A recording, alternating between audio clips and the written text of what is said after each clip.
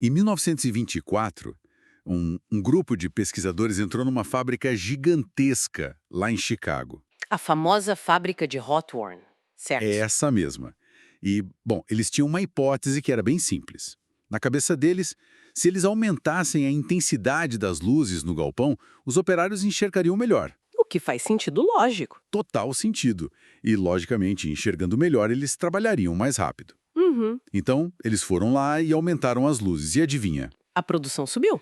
Exato. As pessoas de fato trabalharam mais rápido. Sucesso absoluto, certo? Todo mundo feliz. Mas a ciência nunca para no primeiro teste, né? Pois é. Aí, só para ter certeza absoluta daquela relação de causa e efeito, os pesquisadores resolveram diminuir as luzes. Hum, Eles foram reduzindo a iluminação, reduzindo, até o galpão ficar quase na penumbra, tipo escuro como uma noite de luar mesmo, sabe? as peças. Exatamente. E aí vem a grande pergunta. O que aconteceu com a produtividade quando ficou tudo escuro? A lógica diria que despencou, claro.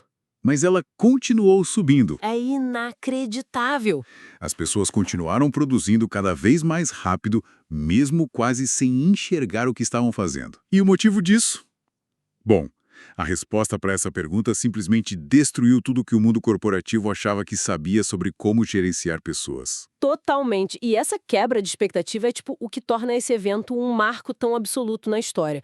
Porque essa resposta inexplicável, ela implodiu fundações que pareciam feitas de concreto armado na época. E é exatamente por essa implosão histórica que a gente vai começar a nossa análise profunda de hoje. O nosso objetivo aqui é mergulhar nas origens e nos desdobramentos da chamada teoria das relações humanas. Uma teoria fundamental. Sem dúvida.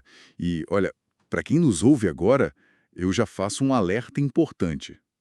Nós não estamos aqui apenas revisitando o momento histórico lá de trás. Não mesmo. O nosso objetivo é usar essa virada brutal de paradigma para entender a dinâmica oculta dos nossos próprios escritórios hoje em dia. Sabe aquela política de corredor que ninguém fala sobre? Isso. Ou aquele líder que tem o cargo oficial, mas a equipe simplesmente ignora ele. Ou aquele time cheio de gente brilhante que por algum motivo não engrena de jeito nenhum? Perfeito. Tudo isso, todas essas dinâmicas complexas, têm suas raízes literais naquelas lâmpadas lá de Chicago. Com certeza. Existe uma linha direta, sim, ininterrupta, entre o chão daquela fábrica nos anos 20 e a tela do computador de quem trabalha remotamente hoje. É fascinante pensar nisso. Muito. Mas para a gente compreender a magnitude do que foi descoberto lá em Hawthorne, a gente precisa primeiro entender a mentalidade que governava o mundo antes desse choque de realidade acontecer. A regra do jogo da época, né? Exato. Nós precisamos olhar para a chamada teoria clássica da administração, que não era só uma teoria, era a lei inquestionável daquele tempo. É. Era o reinado absoluto de figuras que a gente sempre ouve falar, como Frederick Taylor e o Henry Fayol. Os pais da administração moderna. E ouvindo as descrições de como eles enxergavam as empresas, a única imagem que me vem à cabeça é a de uma máquina de vendas automática. Como assim? Uma máquina de vendas? É que a lógica da gestão daquela época era incrivelmente robótica, sabe? O trabalhador era visto quase como um NPC de videogame. Um personagem não jogável? Isso, um boneco sem vontade própria.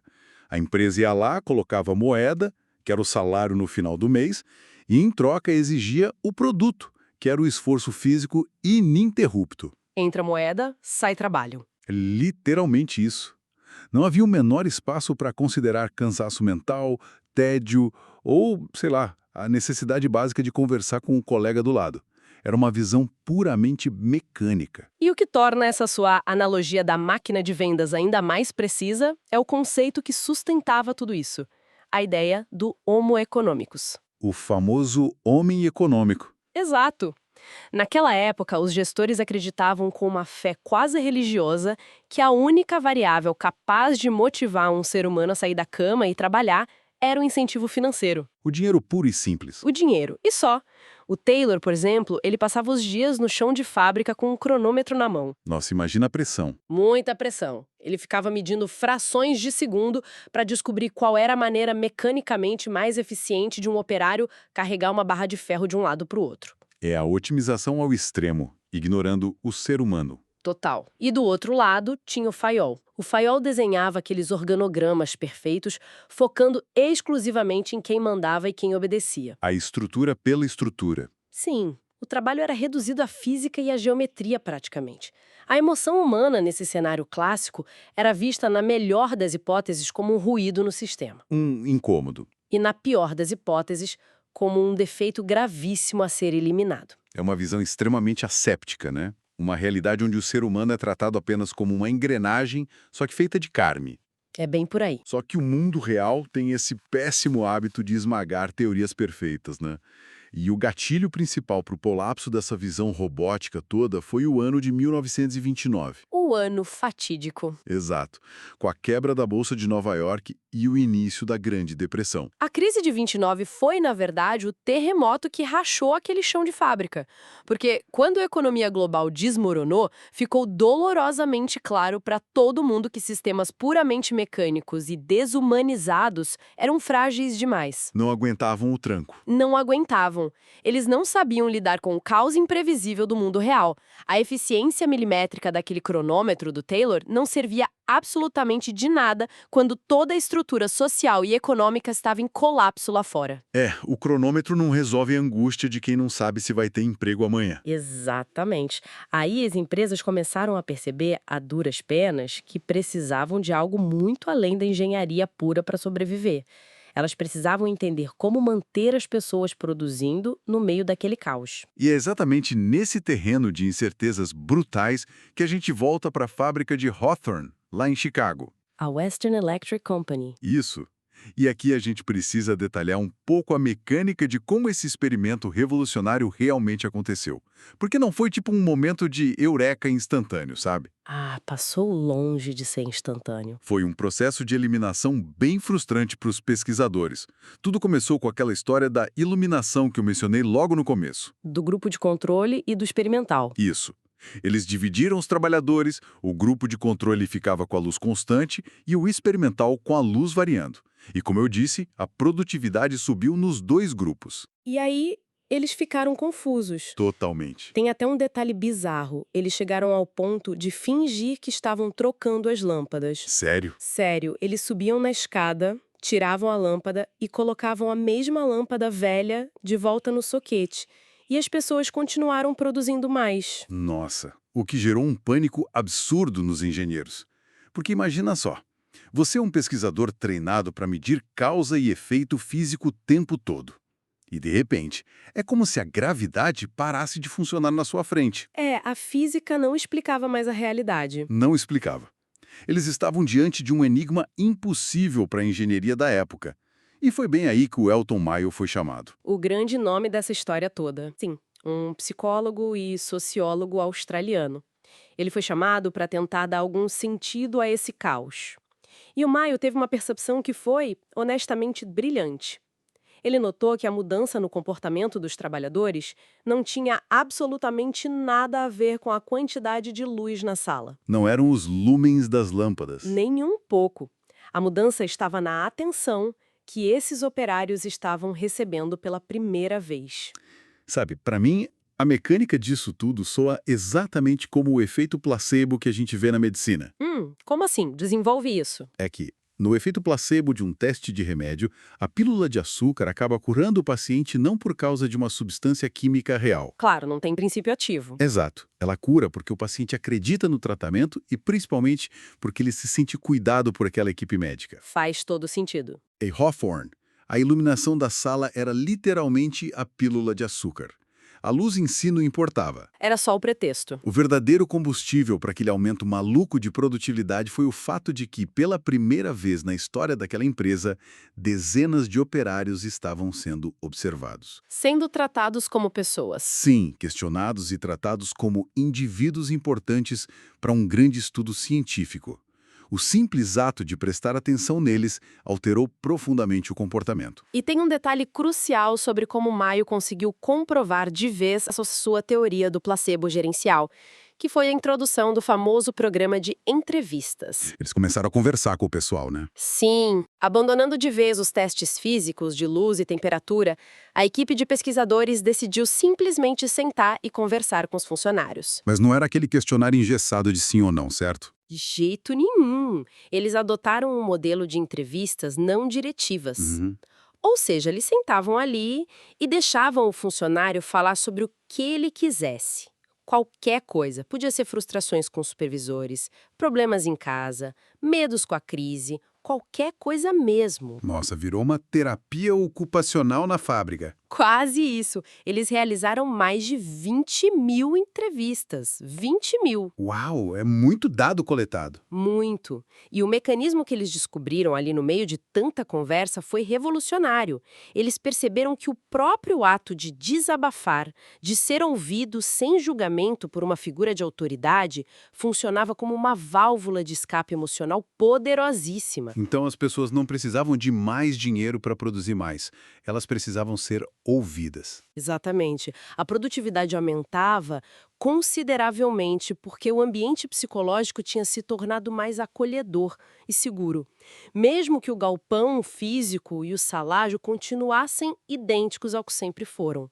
Podemos dizer que esse foi o funeral definitivo do tal do homem econômico lá do Taylor. Sem dúvida, foi o enterro oficial. O trabalhador finalmente provou que não era uma máquina caça-níqueis movida a moedas. E com essa descoberta tão visceral, nasce um novo conceito que seria a base de absolutamente tudo que viria a seguir na administração, o conceito do homem social. E a transição desse homem econômico para o homem social muda toda a arquitetura de como a gente pensa em uma organização a partir dali. Muda o paradigma por completo. Muda, porque a premissa básica passa a ser a de que o ser humano não é motivado apenas por instintos primários de sobrevivência financeira. Ele é, antes de tudo, um animal gregário. Ele precisa viver em bando. Isso, ele busca aceitação constante, busca pertencimento a um grupo, reconhecimento dos seus colegas e uma segurança psicológica de que ele faz parte de algo. E isso afeta a eficiência dele direto, né? Diretamente, muito mais do que se imaginava. O nível de produção de um funcionário não é determinado pela sua capacidade física máxima, como o cronômetro do Taylor insistia em pregar. O nível de produção é determinado pela integração social dele. Ou seja, uma pessoa isolada ou que foi rejeitada pelos colegas de setor simplesmente não consegue produzir no seu limite máximo. Não consegue. É psicologicamente inviável. Por mais que a recompensa financeira em cima da mesa seja altíssima. Isso nos leva à descoberta que, para mim, é a mais fascinante de todas em Hawthorne. A dos grupos informais. Exato. É entender como as pessoas se organizam quando ninguém oficial nem um chefe está olhando. A descoberta dos grupos informais. Essa é, sem a menor sombra de dúvida, a dinâmica mais poderosa e, ironicamente, a mais subestimada dentro de qualquer empresa até hoje. Com certeza. E como eles mediram isso lá na época? Bom, para mapear essa dinâmica, os pesquisadores criaram uma nova fase no experimento. Uma fase que ficou muito famosa, chamada de sala de montagem de terminais. O que eles fizeram? Eles pegaram 14 operários e colocaram juntos numa sala isolada para montar equipamentos telefônicos. Certo. E aí vem o pulo do gato. Eles amarraram o pagamento de cada um deles à produção do grupo como um todo. Ah, entendi. Então, se o grupo produzisse mais, todo mundo ganhava mais dinheiro. Isso. Pela lógica fria do homem econômico, o que deveria acontecer? Os trabalhadores que eram mais rápidos e eficientes deveriam começar a pressionar os mais lentos, a acelerarem o ritmo para que todo mundo ganhasse o prêmio máximo no fim do mês. Mas a gente já viu que a lógica humana não funciona como uma planilha de Excel, né? Exatamente. Se a teoria do homem social estivesse correta, esses 14 homens criariam suas próprias regras de convivência para manter a paz ali dentro, ignorando completamente o bônus em dinheiro. E foi isso que aconteceu. Foi exatamente o que o monitoramento secreto da sala revelou. Em vez de maximizar a produção para maximizar o lucro deles mesmos, o grupo estabeleceu, por conta própria, o que eles consideravam ser uma produção justa para um dia normal de trabalho. Ou seja, eles mesmos criaram um limite invisível. Sim, Nem muito rápido para não criar expectativas irreais na chefia lá fora. E nem muito lento para não chamar a atenção de forma negativa e tomar bronca. Perfeito. Eles simplesmente criaram um padrão invisível, mas super rigoroso, de comportamento. Olha, ouvindo você descrever a criação dessas regras invisíveis, a única coisa que me vem à cabeça é a dinâmica brutal do pátio de uma escola no horário do recreio. Ah, gostei da analogia. Como assim? Pensa bem, a diretoria da escola tem as regras oficiais, certo? Sim, o regulamento escolar. Exato. Tem o horário do sinal, tem o uniforme padrão, tem o currículo das matérias. Esse é basicamente o organograma oficial da empresa. Uhum. Mas quando os alunos saem da sala e vão para o recreio, quem realmente governa o comportamento deles não é o diretor, são as panelinhas. Os grupinhos de amigos. São os grupos de amigos. Se a panelinha decide que usar um tipo específico de tênis é o aceitável socialmente, todo mundo daquela bolha vai dar um jeito de usar aquele tênis. Mesmo que a direção da escola não dê a mínima para qual tênis os alunos estão usando. Exatamente. A estrutura informal assume o controle absoluto sobre o comportamento do indivíduo. O manual oficial perde totalmente o sentido ali. E a sua comparação é extremamente precisa, porque os mecanismos de controle corporativo e de escola são idênticos. Naquela sala de montagem, os pesquisadores notaram que o grupo informal desenvolveu um sistema super rigoroso de recompensas e principalmente de sanções sociais para manter todo mundo na linha deles. Rolava até bullying corporativo. Praticamente isso. Eles até tinham apelidos depreciativos bem específicos. Se um operário começasse a produzir muito além daquela cota invisível estabelecida pelo grupo, sabe? Tipo aquele cara querendo agradar o chefe e ganhar mais dinheiro. Esse mesmo. Esse cara era logo rotulado de quebra-taxa. Quebra-taxa. Sim, e ele sofria retaliações diárias. E, por outro lado, se o sujeito produzisse muito pouco e ficasse encostado, ele virava o embromador. Ninguém gosta do embromador também. Ninguém. Havia punições claras que iam desde o uso de sarcasmo pesado, isolamento social na hora do almoço. Fica sozinho no refeitório, é a pior punição. É terrível. E até punições físicas leves, como dar uns tapas no braço de quem estivesse trabalhando rápido demais na bancada. Nossa. E olha que loucura. Se eles puniam quem produzia demais, isso significa que aquela promessa de recompensa financeira do sistema oficial perdeu completamente a força. Perdia totalmente. Tudo isso diante da ameaça de exclusão social. Quer dizer, o pavor de ser excluído da panelinha, de almoçar sozinho na fábrica, era infinitamente maior do que a vontade de ganhar um bônus gordo no salário. O instinto de pertencimento venceu a ganância. Venceu de lavada. E isso me levanta um questionamento inevitável aqui. O organograma de uma empresa. Sabe aquele documento bonito, hierárquico, cheio de caixinhas coloridas, onde o diretor manda no gerente, que manda no analista? O mapa oficial do poder. Esse mapa, ele é, no fundo, apenas uma ficção bem desenhada. Olha, é uma ficção necessária para fins burocráticos e legais, claro. Sim, para assinar os contratos. Exato. Mas é, de fato, uma ficção no que diz respeito ao fluxo real de poder e comunicação no dia a dia. A teoria das relações humanas escancarou para o mundo que, por trás de toda a organização formal, existe uma verdadeira cidade invisível. Uma cidade invisível. Gostei disso. É uma cidade feita de alianças secretas, de antipatias mortais entre departamentos, de líderes naturais que não têm nenhum cargo de chefia no crachá e de regras de conduta que nunca, jamais foram impressas em nenhum manual de integração do RH. É a vida real acontecendo fora do papel. Sim.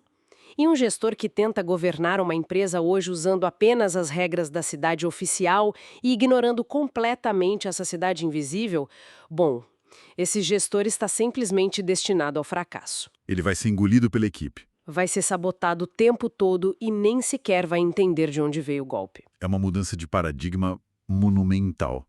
A gente passou daquele cronômetro ditatorial e frio para a urgência de compreender a psicologia dos grupos.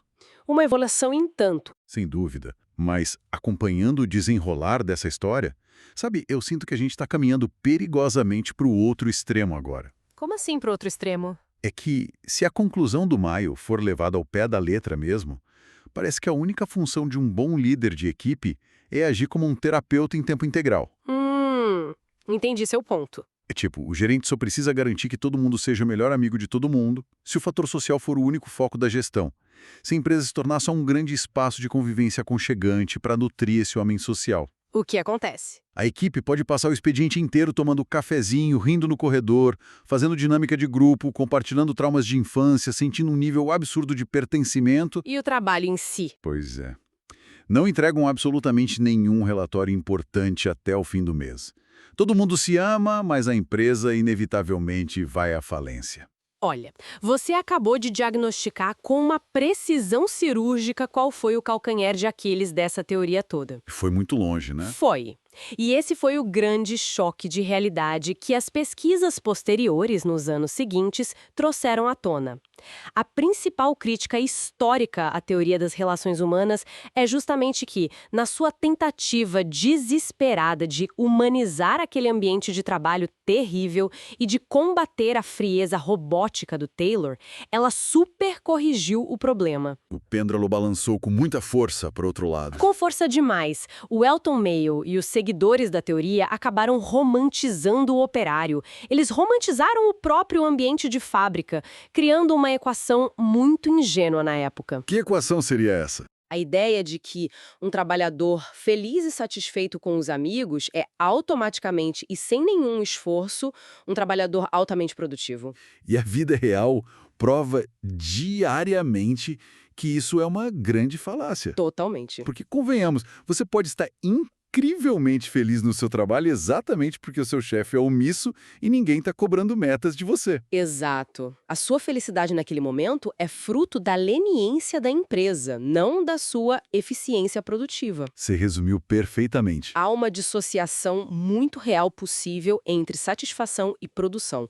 E mais do que isso, a teoria pecou por negligenciar um fato inegável. As empresas possuem, no fim do dia, objetivos econômicos reais. Tem conta para pagar. Elas precisam dar lucro, precisam de processos técnicos bem definidos, precisam de organização formal para não virar um caos.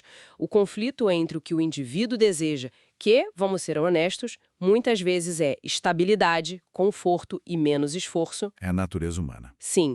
E o que a organização exige desse indivíduo, que é eficiência contínua e resultados rápidos. Esse atrito é um conflito crônico e, muitas vezes, insolúvel. Faz parte do jogo. A teoria das relações humanas tentou criar uma ilusão de harmonia perfeita entre empregado e empregador que simplesmente não se sustenta quando os boletos da empresa chegam no fim do mês. Então, a verdadeira evolução da gestão não foi simplesmente trocar a máquina fria e cruel pelo clube de amigos onde ninguém trabalha. Não, de forma alguma. Foi entender que a liderança real, o trabalho do gestor moderno, é o gerenciamento constante dessa tensão. Perfeito. O líder precisa equilibrar a necessidade técnica vital de bater a meta no prazo com a necessidade humana de não adoecer a sua equipe no processo. É basicamente caminhar sobre uma corda bamba sem fim entre o cronômetro do Taylor e a roda de conversa do Mayo. Precisamente. A boa gestão exige essa maturidade de compreender que os processos técnicos rígidos e a integração social calorosa não são coisas excludentes. Eles coexistem dentro do mesmo escritório em atrito constante. É um malabarismo diário. É sim. Mas, sabe, mesmo a gente reconhecendo essa supercorreção romântica do Maio, é impossível diminuir o tamanho do legado que essa escola de pensamento deixou para o mundo. Mudou tudo. Mudou. A contribuição definitiva deles, que alterou a história do trabalho corporativo para sempre, foi estabelecer de uma vez por todas que as organizações são feitas de tecido social vivo. Não são só prédios e máquinas. Não, elas não são arranjos lógicos e matemáticos de tarefas num quadro branco. Elas são sistemas sociais extremamente complexos que são impulsionados por emoções, por disputas de status, por rituais que não estão escritos em lugar nenhum e por necessidades psicológicas muito profundas de quem trabalha ali. E depois dessa descoberta, a gente nunca mais conseguiu recuar. Não tem como voltar atrás. Como se diz por aí, não tem como desver o componente humano depois que ele é revelado daquele jeito. Exato. E é exatamente por isso que essa jornada histórica que a gente fez hoje é tão vital para quem nos ouve agora. E isso independentemente de qual seja a sua área de atuação profissional ou o cargo que ocupa. Serve para qualquer setor. Na próxima vez que você testemunhar, quem sabe amanhã no escritório, um projeto perfeitamente planejado falhar miseravelmente... Aqueles que ficam lindos no papel. Isso. Ou quando você perceber que a equipe mais bem paga e cheia de talentos do seu setor é, bizarramente, a equipe que entrega os piores resultados do trimestre. Lembre-se das lâmpadas lá de Hawthorne. E da sala de montagem também. Lembre-se da sala de montagem. O gargalo da sua empresa muito provavelmente não está no software caro que foi utilizado ou num fluxograma de processos mal desenhado. A resposta quase sempre está escondida ali, na dinâmica invisível do homem social. Onde as coisas realmente acontecem. Sim, onde está o líder informal daquela sua equipe que está secretamente ditando o ritmo de todos os outros. Quais são as regras não ditas daquele grupinho que estão punindo silenciosamente quem tenta inovar? E o principal, né? Sim, e acima de tudo. Será que aquelas pessoas ali se sentem genuinamente ouvidas ou elas são tratadas apenas como peças substituíveis num joguinho corporativo frio? Bom, para amarrar tudo isso que discutimos hoje e deixar uma última provocação com quem acompanha a nossa análise, eu proponho a gente fazer uma ponte temporal rápida entre 1924 e os dias de hoje. Opa, adoro fazer essas conexões com o presente. Manda. É o seguinte: o experimento de Hawthorne provou cientificamente que a produtividade disparou porque as pessoas se sentiram observadas e valorizadas, certo? Certo? Valorizadas pelo olhar humano e genuíno daqueles pesquisadores que paravam e sentavam com elas para conversar e entender suas angústias reais. Perfeito. Agora, olha para o nosso cenário hoje.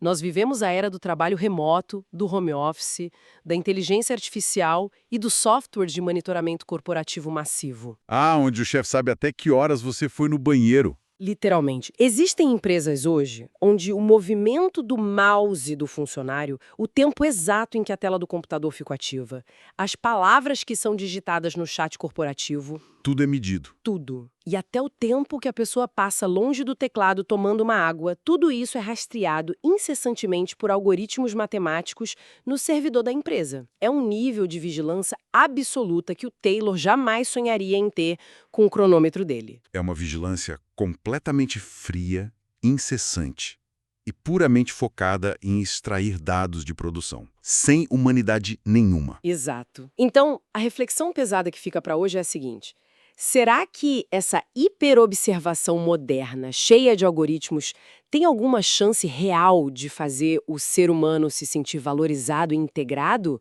como aconteceu lá na velha fábrica de Hawthorne? Ou será que, ao substituirmos o olhar atento e a escuta ativa de um gestor de carne e osso por uma inteligência artificial medindo cliques por minuto, nós simplesmente demos uma volta completa na história humana? Voltamos ao ponto de partida. Sim. Será que nós demos a volta completa e voltamos a ser apenas engrenagens robóticas e supervigiadas dentro da velha máquina impiedosa de Taylor, só que agora com uma interface digital mais bonita? Caramba. Olha, é um pensamento que muda completamente a forma como vamos encarar o nosso notebook amanhã de manhã quando bater o ponto. Com certeza. De repente, sabe, parece que aquela matemática fria que tentou transformar o trabalhador apenas no homem econômico um século atrás, ela não foi derrotada. Ela parece apenas ter trocado de roupa e ficado mais sofisticada. Um cronômetro mais moderno. É. Em vez do cronômetro analógico barulhento lá no chão de fábrica, essa lógica agora vive invisível, rodando em silêncio dentro do nosso próprio software de trabalho. Assustador e real. Muito. Fica aí, então, essa reflexão pesada, porém absolutamente essencial para todos que nos acompanharam em mais esse mergulho profundo. Pensem nisso na próxima reunião de equipe. Um grande abraço e até a próxima análise.